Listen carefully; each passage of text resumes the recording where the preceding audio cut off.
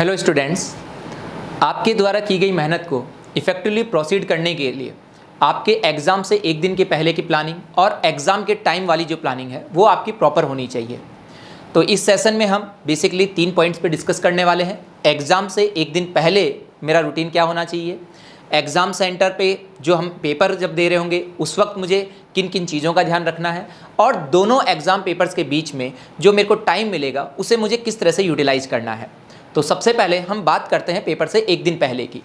तो सबसे पहले तो हमें ये प्लानिंग करनी है कि आज मुझे जो हमारा एग्ज़ाम सेंटर है जहाँ पे भी आपको अलॉट हुआ है उस सिटी में जाना है, और आपको ये कोशिश करनी है कि जो भी आप अपने रहने की व्यवस्था करते हैं वो एग्ज़ाम सेंटर के नज़दीक हो, ताकि आप अगर उस दिन एक बार एग्ज़ाम सेंटर विजिट भी कर सके तो काफ़ी अच्छा रहेगा।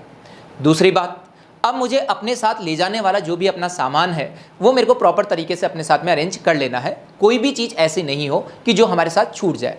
स्पेशली इसके अंदर हमें इस बात का बहुत अच्छे से ध्यान रखना है कि एडमिट कार्ड और एडमिट कार्ड पे लिखे हुए जितने भी इंस्ट्रक्शंस थे उनको प्रॉपर तरीके से रीड करते हुए उनमें जिन जिन चीज़ों की मुझे ज़रूरत है उन सबको अगले दिन के लिए, मतलब एग्ज़ाम वाले दिन के लिए आपको अपने साथ प्रिपेयर कर लेना है। अब बात ये आती है कि सर आज के दिन, मतलब पेपर से एक दिन पहले मुझे किस तरीके से पढ़ना चाहिए, किस तरीके का मुझे अपना बैलेंस डाइट रखना चाहिए और किस तरीके की नींद लेनी चाहिए। तो सबसे पहले तो इसमें पढ़ने के बारे में तो ये है कि हमें हमारे द्वारा बनाए गए शॉर्ट नोट्स या आपको कोचिंग के द्वारा जो भी आपको शॉर्ट नोट्स प्रोवाइड हुए हैं उन्हीं को रीड करना चाहिए। आपको इस दिन कोई भी वीक टॉपिक वापस से पढ़ने की ज़रूरत नहीं है, वो कहीं ना कहीं आपका कॉन्फिडेंस लेवल लो कर सकता है, और अगर आप उस दिन कोई पेपर भी ना अटेम्प्ट करें तो ज़्यादा बेहतर होगा। इसके साथ में हमें हमारी जो डाइट है वो काफ़ी बैलेंस वे में रखनी है। हो सके तो एकदम सात्विक खाना खाना है, जंक फूड से बचना है और avoid acidic food and drinks. अब एक बात आती है कि पेपर से पहले वाले दिन जो हमारी नींद है वो हमारी प्रॉपर तरीके से होनी चाहिए, क्योंकि ज़्यादातर बच्चों का ये सोचना होता है कि आज के दिन मैं कम सो के अपना टाइम बचा के काफ़ी कुछ मैं अपना टाइम स्टडी में दे सकता हूँ, लेकिन ये सोचना उनका गलत है। क्योंकि आपको ये सोचना चाहिए कि आपका जो अगले दिन पेपर हो रहा है वो तकरीबन आप ये मान के चलेगा कि आपको 10 घंटे के लिए चार्ज रहने के लिए कहता है। आपको मॉर्निंग में 7:30 से लेके 5:30 तक एग्ज़ाम वाले दिन आप बिजी रहने वाले हैं, तो इसलिए आपके उससे पहले वाले दिन जो नींद है वो प्रॉपर होनी चाहिए। मैं तो आपको ये सजेस्ट करूंगा कि आपको एग्ज़ाम से पहले दिन 9:30 बजे के लगभग रात को आपको सो जाना चाहिए, और एग्ज़ाम वाले दिन आपको मॉर्निंग में 5:30 पे जग जाना चाहिए। 6:30 बजे के लगभग अपना ब्रेकफास्ट ले लेते हैं और अपने सेंटर पे पंक्चुअलिटी के साथ में हम पहुंच जाते हैं। आप लोगों का जो ऑनलाइन पेपर है उसके लिए आपको जो कंप्यूटर अलॉट होता है वो 8 बजे आप लोगों को अलॉट हो जाता है पेपर 1 के लिए, और पेपर 2 के लिए जो आपको यही कंप्यूटर है वो दोपहर को 2 बजे अलॉट हो जाता है। अब अपना जो पेपर 1 है जिसका टाइमिंग 9 से 12 बजे का है, सबसे पहले हमें इस बात का अच्छे से ध्यान रखना है कि उस पेपर में जितने भी इंस्ट्रक्शंस दिए हुए हैं मैं उन्हें बहुत ही सावधानी से पढ़ता हूँ। पेपर के अंदर जो जो डिफरेंट वेराइटीज़ ऑफ क्वेश्चंस आपसे पूछे गए हैं उनको भी मैं एक बार गो थ्रू होता हूं उनसे कि किस किस वैरायटीज़ के क्वेश्चंस मुझसे पूछे गए हैं।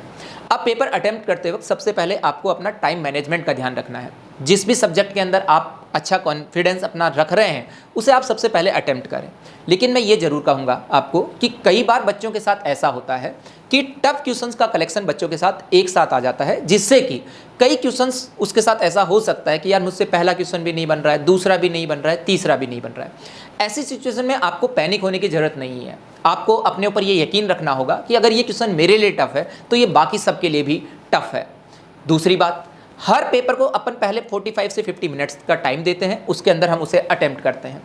इस दौरान हमसे ये होगा कि हम एक बार उस पूरे पेपर से तकरीबन ये मान के चलेगा आप 2.25 से 2.5 घंटे के अंदर एक बार उससे गो थ्रू हो जाते हैं। लास्ट का जो ये 30 और 45 मिनट्स बचता है इसके अंदर आपको उस पोर्शन को क्वेश्चंस को आपको पिक करना है जिसके अंदर आप ज़्यादा कंफर्ट फील कर रहे होते हैं। इसके अलावा उस पेपर में आपको बीच बीच में इस बात का भी ध्यान रखना है कि मैं जिन क्वेश्चंस को पढ़ रहा हूँ उन्हें मैं प्रॉपर तरीके से तो पढ़ रहा हूँ ना। कई बार ऐसा होता है कि किसी एक आती हुई चीज़ को हम उसको सही तरीके से ना पढ़ पाने की वजह से गलती कर देते हैं, या कैलकुलेशन मिस्टेक की वजह से हम गलती कर देते हैं। इन छोटी छोटी चीज़ों से हमें ज़रूर बचना है।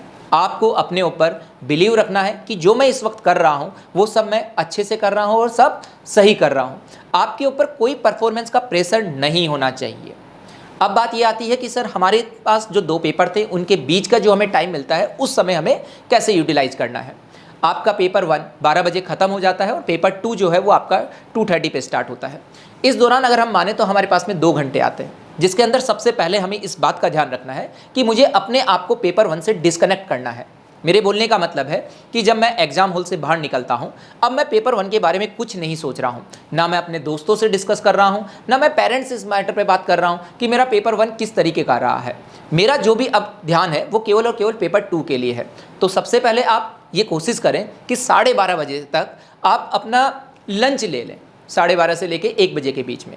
हो सके तो उसके बाद में आप 25 से 30 मिनट की पावर नैप भी लें, ताकि हम अपने आप को प्रॉपर तरीके से फ्रेश रखते हुए अपने अगले पेपर के अंदर अपना बेस्ट डिलीवर कर सकें। तो इस चीज़ का हमें बहुत अच्छे से ध्यान रखना है।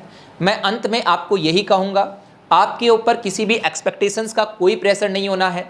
आपको एकदम मस्ती के साथ अपने एग्ज़ाम हॉल में जाना है और अपने प्रेजेंस ऑफ माइंड, अपने कॉन्फिडेंस, अपने पेशेंस और अपने ऊपर बिलीव को उस पेपर के अंदर प्रॉपर तरीके से बनाए रखना है। Wish you all the best.